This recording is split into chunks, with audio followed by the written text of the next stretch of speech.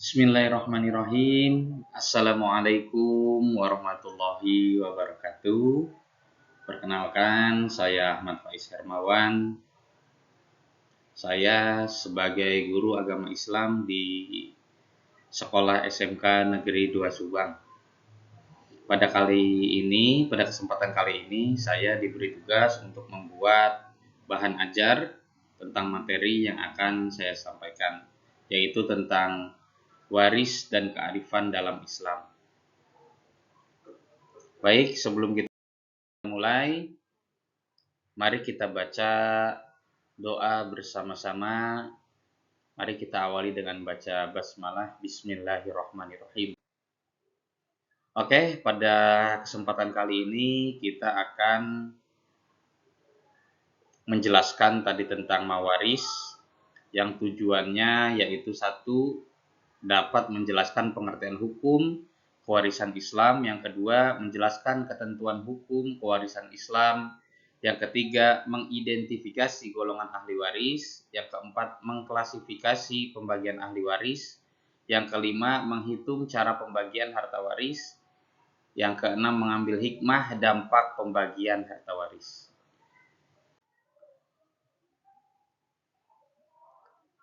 Nah, ini untuk peta konsep atau bisa disebut infografis. Kita harus mengetahui dulu ketentuan waris dalam Islam, kemudian harta benda sebelum diwarisi, golongan ahli waris dalam Islam, ketentuan besaran hak waris, cara menghitung harta warisan, undang-undang waris, dan ketentuan hukum adat. Sehingga kita dapat menyimpulkan dan mendapat hikmah dan keadilan dalam pembagian waris.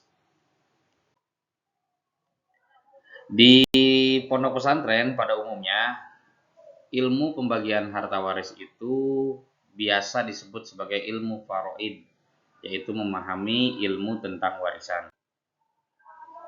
Nah, pengertian ilmu waris, pengertian bahasa yaitu waris, ya.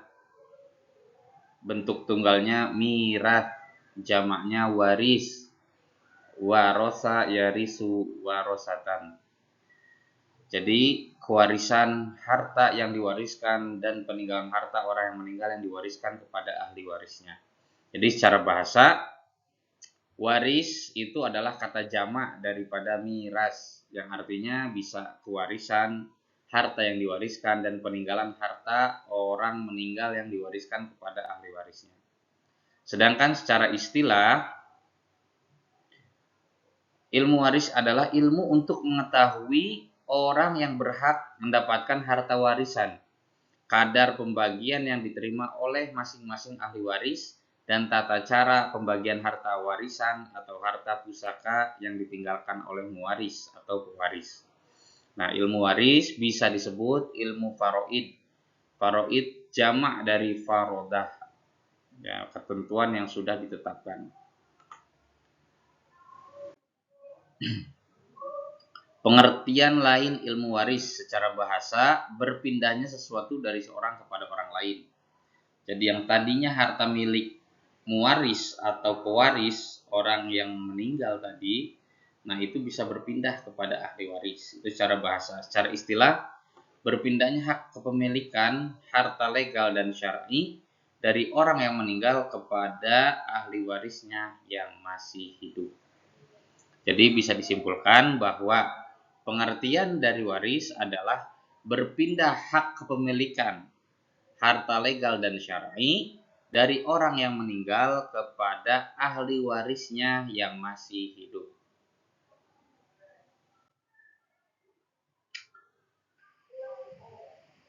Nah, ini adalah dalil tentang ilmu waris, yaitu surat An-Nisa ayat 14. Mari kita baca bersama-sama. A'udzu billahi minasyaitonir rajim. Bismillahirrahmanirrahim. Walakum nisfu ma taraka azwajukum illam yakul lahunna walad.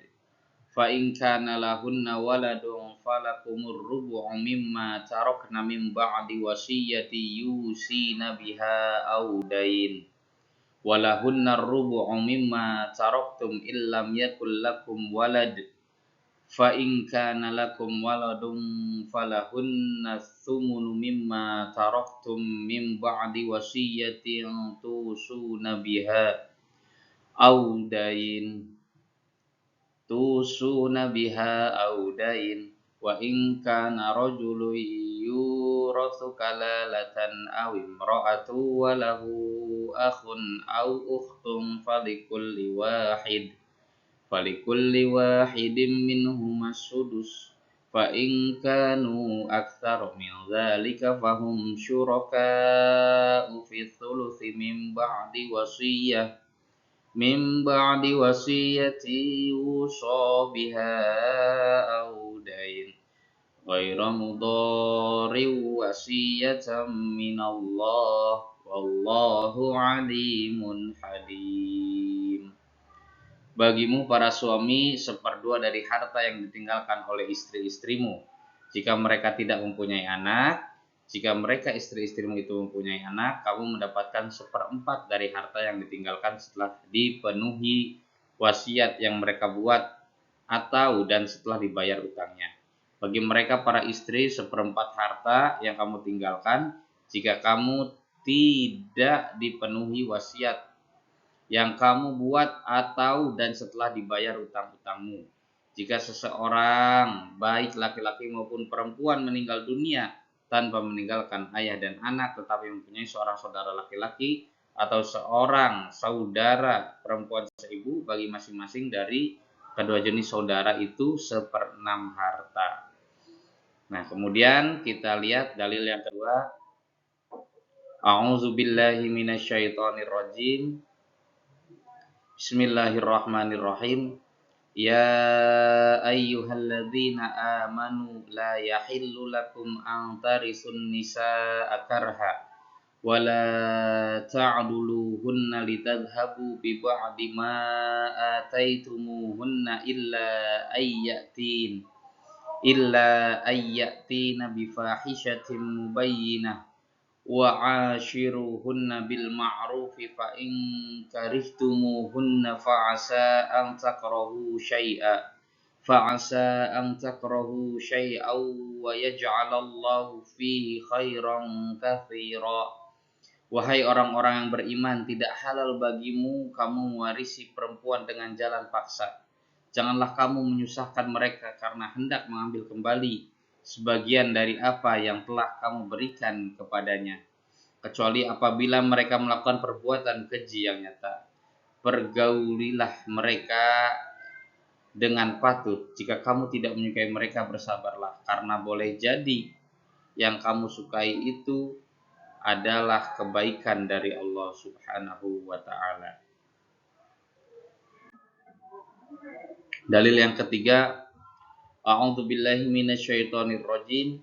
Lirrijali nasibum mimma tarakal walidani wal aqrabun walin nisa'i nasibum mimma tarakal walidani wal aqrabuna mimma qala minhu aw kathur nasibam mafruḍa. Bagi laki-laki ada hak bagian dari harta peninggalan kedua orang tua dan kerabatnya, dan bagi perempuan ada hak bagian pula dari harta peninggalan kedua orang tua dan kerabatnya, baik sedikit maupun banyak menurut bagian yang telah ditetapkan.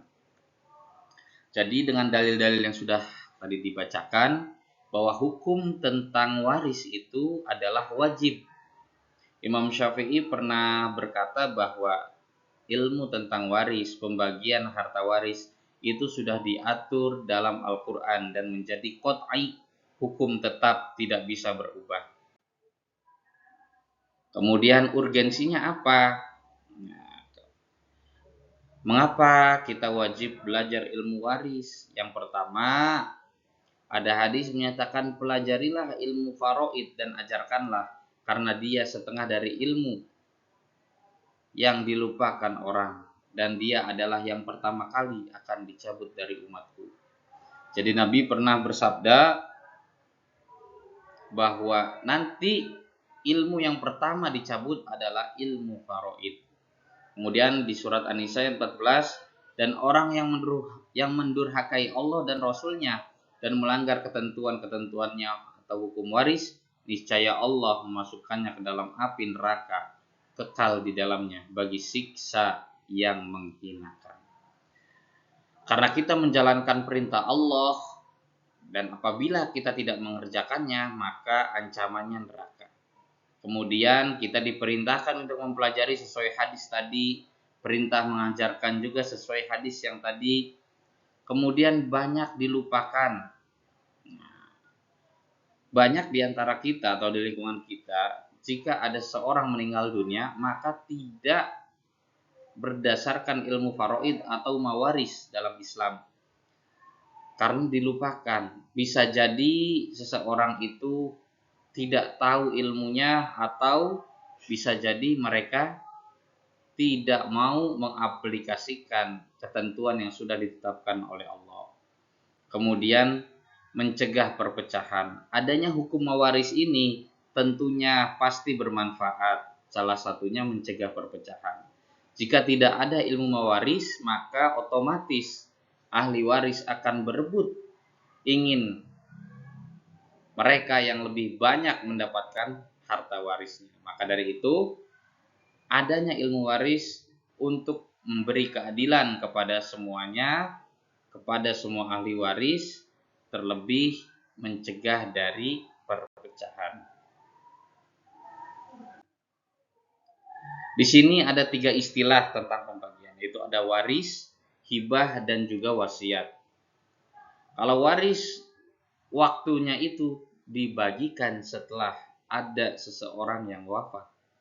Kalau hibah, dibagi sebelum wafat. Sedangkan wasiat ditetapkan sebelum wafat dan diserahkan setelah wafat. Dan ini harus 1/3. Pelaksananya ahli waris. Pelaksananya kalau hibah itu pemilik harta. Sama seperti wasiat. Penerimanya kalau waris sudah tentu pasti ahli waris. Kalau hibah bisa ahli waris atau bukan. Kalau wasiat bukan ahli waris. Kemudian hukum waris itu wajib. Nah, sebagaimana firman yang sudah tertuang di dalam Quran surat An-Nisa ayat 12 tadi, bahwa hukumnya adalah wajib. Berbeda dengan hibah dan juga wasiat, itu adalah hukumnya sunnah. Kemudian hitungan itu harus sesuai dengan ilmu faraid yang sudah ditentukan di dalam Al-Quran, baik secara zawil furud, pecahan yang sudah ditetapkan, maupun nanti ada ijma' ulama. Kemudian yang kedua hibah. Hibah itu terserah pemilik harta, dan wasiat itu maksimal 1/3 dari harta yang ditinggalkan.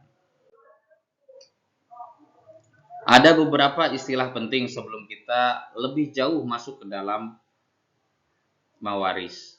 Yang pertama itu muwaris. Muwaris artinya orang yang meninggalkan harta warisan. Di Indonesia itu, ya, dibahasakan Indonesia itu menjadi pewaris. Nah, atau bisa disebut almarhum atau almarhumah. Kedua, maurus atau tirkah.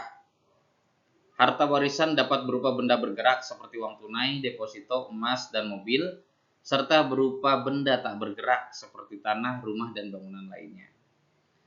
Harta yang ditinggalkan oleh pewaris itu disebut tirkah atau maurus. Kemudian ahli waris, orang yang berhak menerima warisan dari orang yang meninggal. Kemudian hijab atau mahjub, artinya ahli waris yang jauh hubungan kerabatnya, yang kadang-kadang atau seterusnya terhalang oleh waris yang lebih dekat. Kemudian hajib. Hajib itu orang yang menghalangi ahli waris yang lain.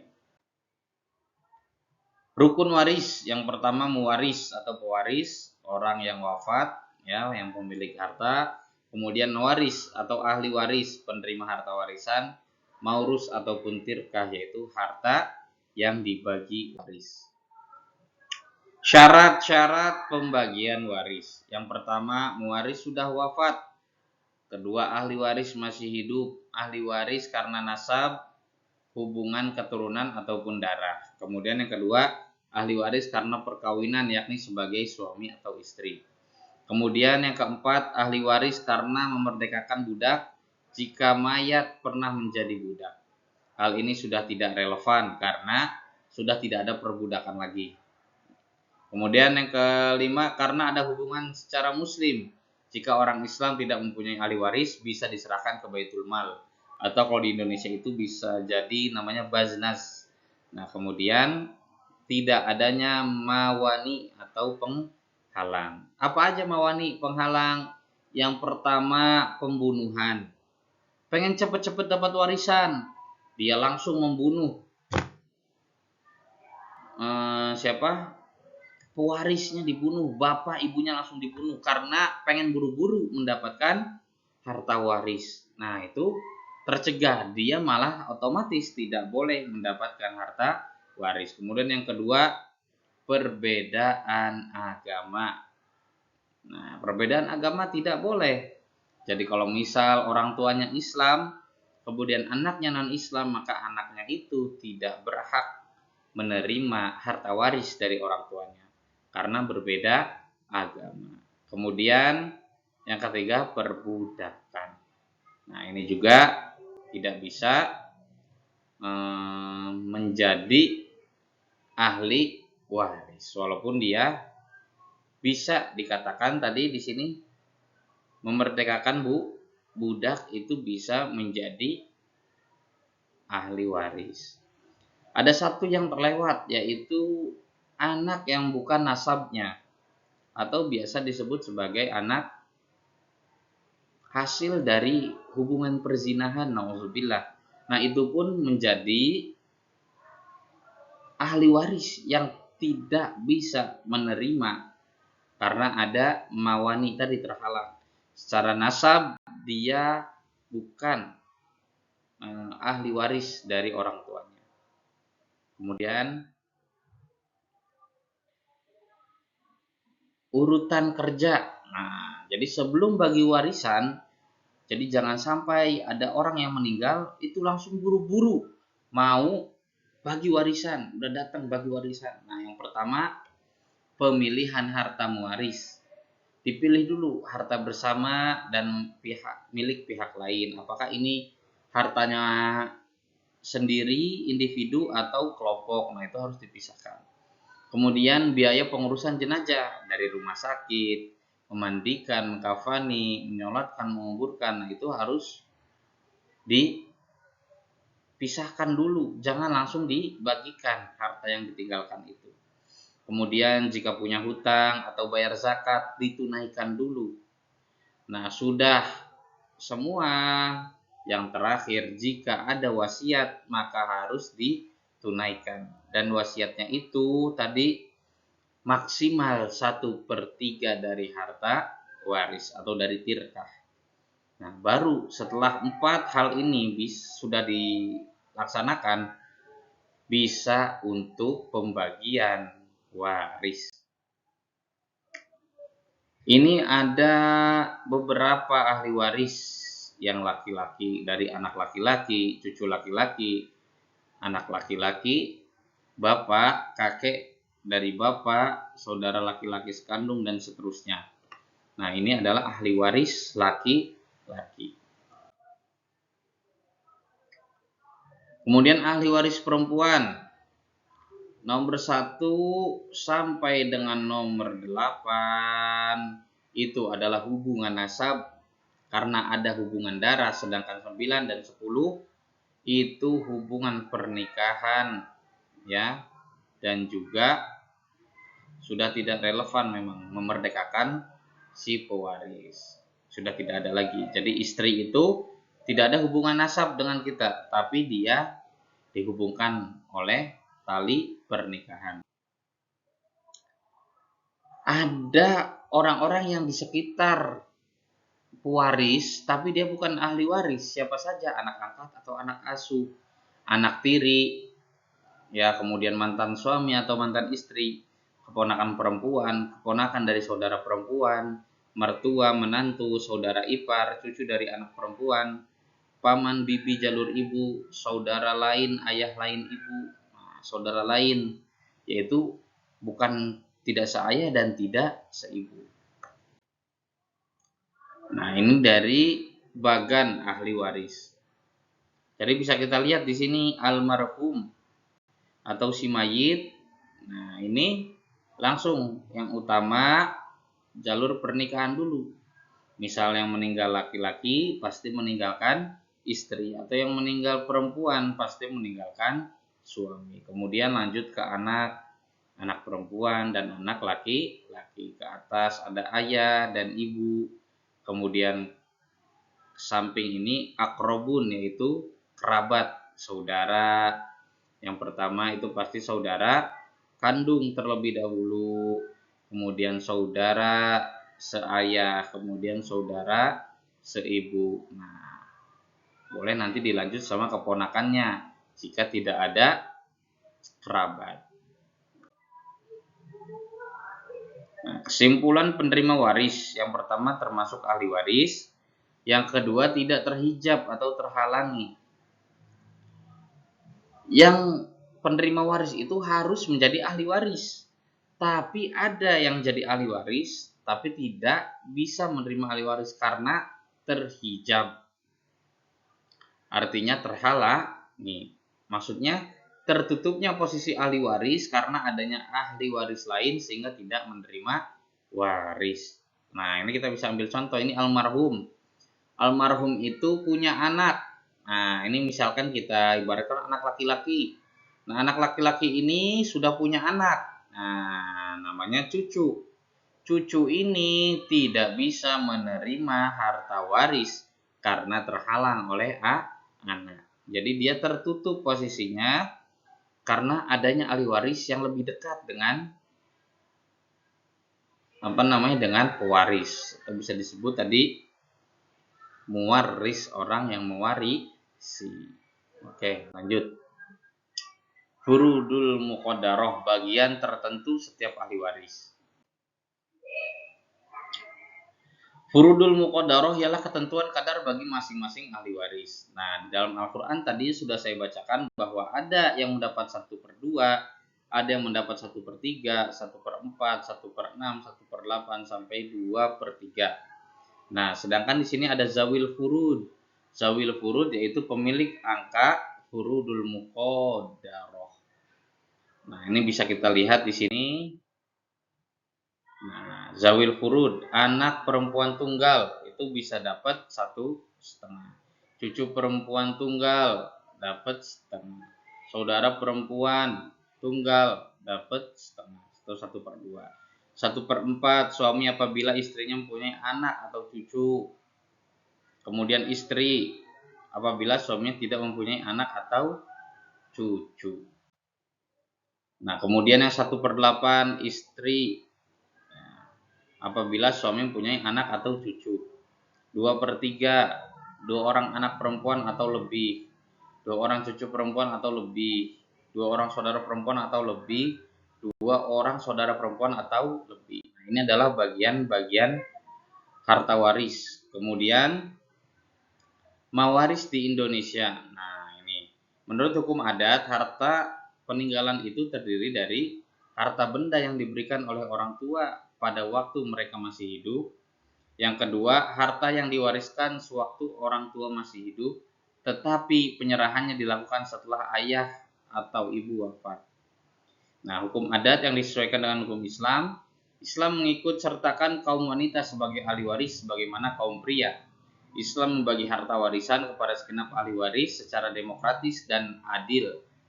Hukum adat yang tidak sesuai dengan ajaran Islam apabila pembagian hanya berdasarkan nafsu atau ketidakadilan, karena memilih-milih atau terpaksa memberikan warisan karena adanya paksaan dari ahli waris yang lain. Hikmah apa yang bisa kita ambil dari pelajaran ilmu mawaris? Yang pertama, memelihara kelanjutan harta benda dari satu generasi ke generasi lain.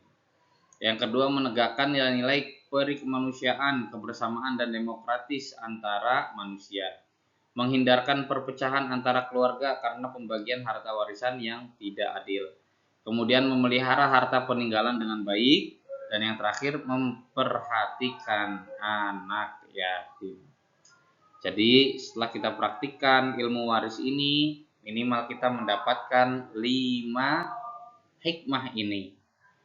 Semoga kita semua dapat menjalankan apa yang Allah perintahkan dan menjauhi larangannya.